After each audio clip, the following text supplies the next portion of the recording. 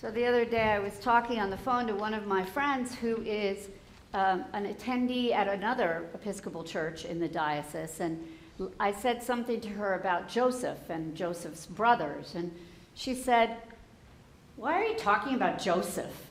And I said, "Well, we had the Joseph reading this week," and she goes, We did not have the reading on Joseph."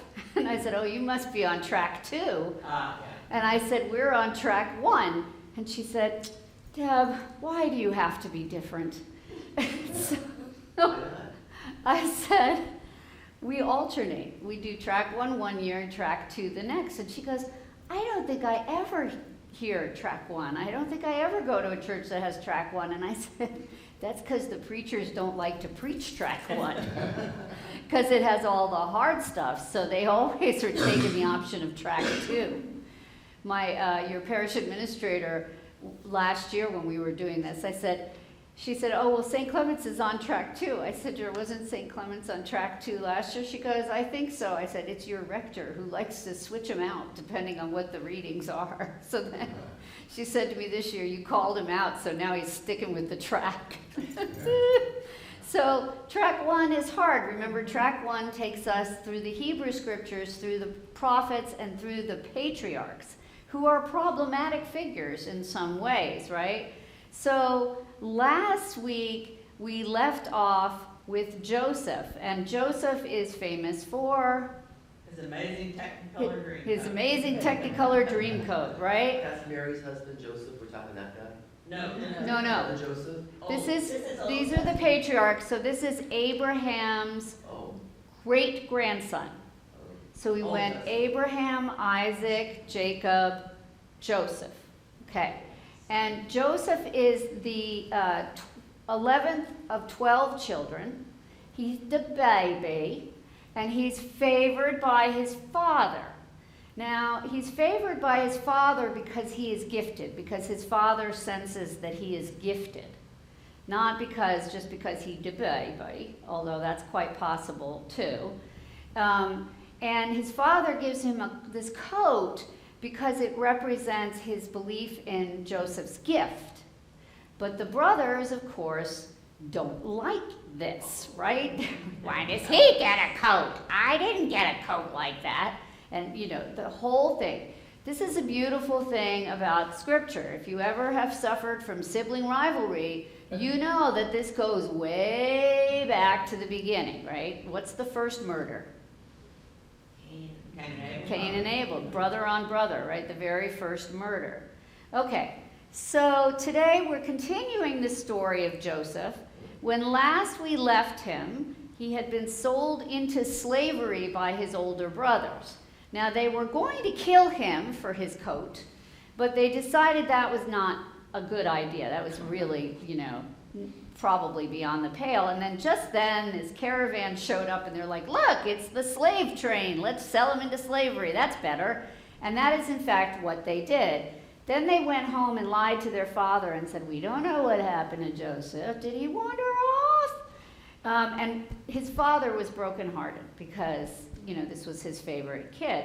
So they don't know, the family is here, we don't know what's happened to Joseph. Well, now we start finding out what happened to Joseph. Joseph ended up being sold into slavery, and we miss a hunk of the story today. He gets sold into slavery into Egypt.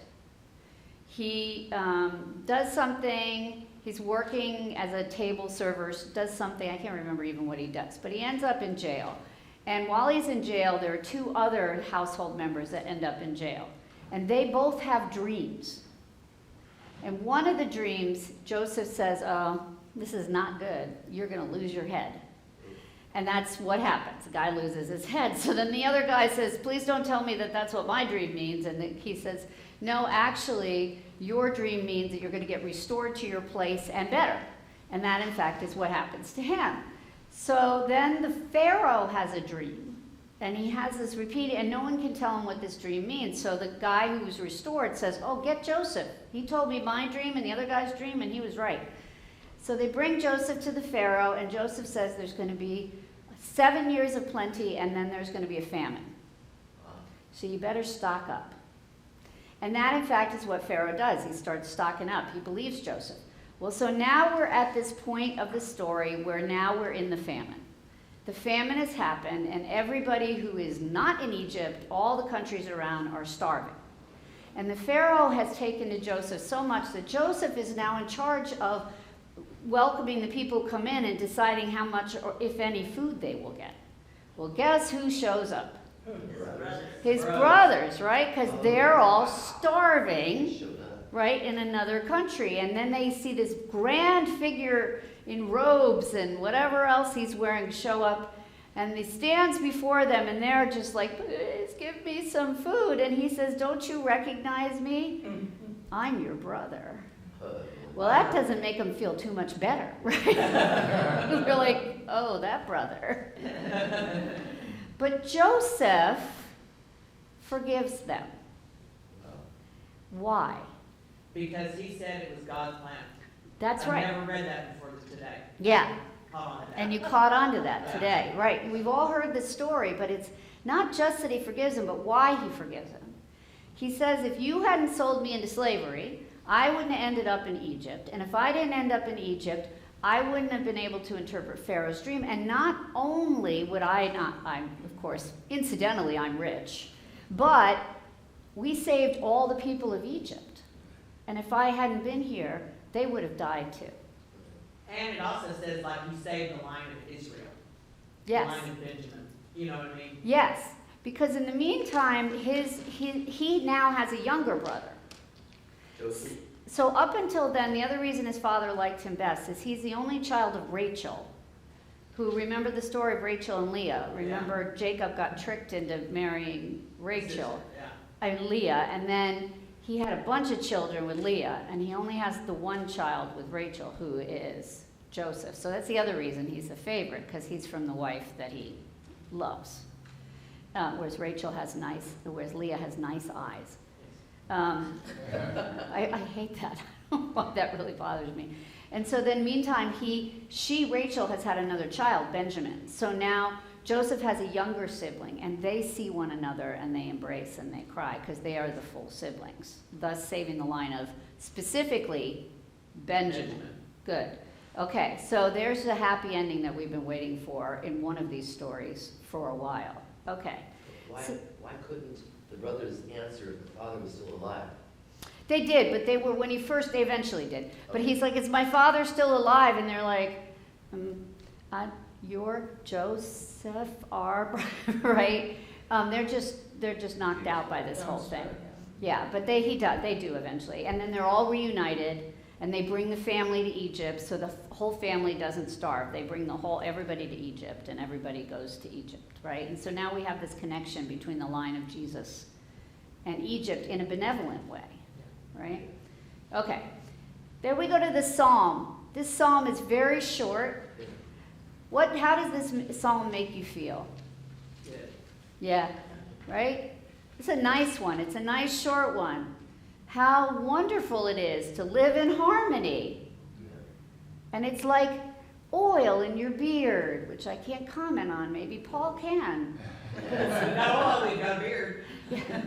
It's like nice oil in your beard. It's like being anointed, right? How nice that is. How good does that feel, right? I went to a thing at another church yesterday, and we get into all these politics, especially as we're coming up on convention, and there's constantly these meetings, and then you put everybody in a room for one of these celebrations, and everybody's like, oh, look, we're the church. Isn't it nice to be the church? Look, there's a bishop. We like the bishop. And it's one of those moments where you get this break where you've been worrying about things. Yeah.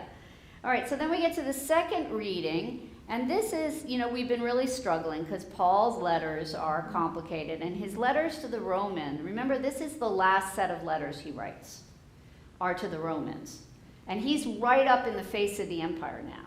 So it's like if he were here and he had been traveling and he'd sort of started in Indiana, and everybody's like, well, he's a little weird, but he's not that offensive. And then he's headed toward the Capitol. And now he's up on the Capitol steps, right up in their face, right? So he's getting closer to being in danger.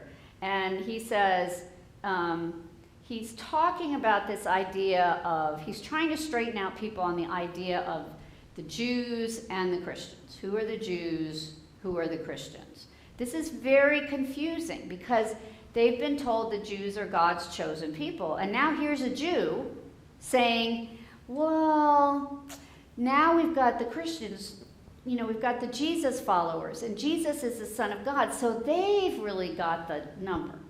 Now, this is going to continue for thousands of years, and it's going to cause war and death, and in fact, in our time, is causing war and death, right? This idea, it's us, either the Jews are chosen or the Christians are chosen. And here's Paul, right off the top, trying to straighten it out.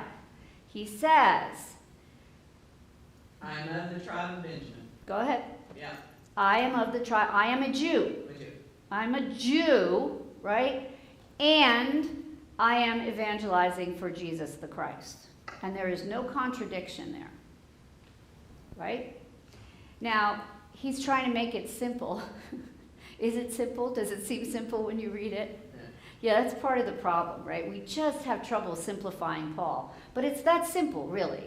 It's that simple. Jesus, and we hear it in today's gospel, which is what we get next. Today's gospel is one of my favorites because I always say there's only one person that ever wins an argument with Jesus in the Bible, and it's a woman.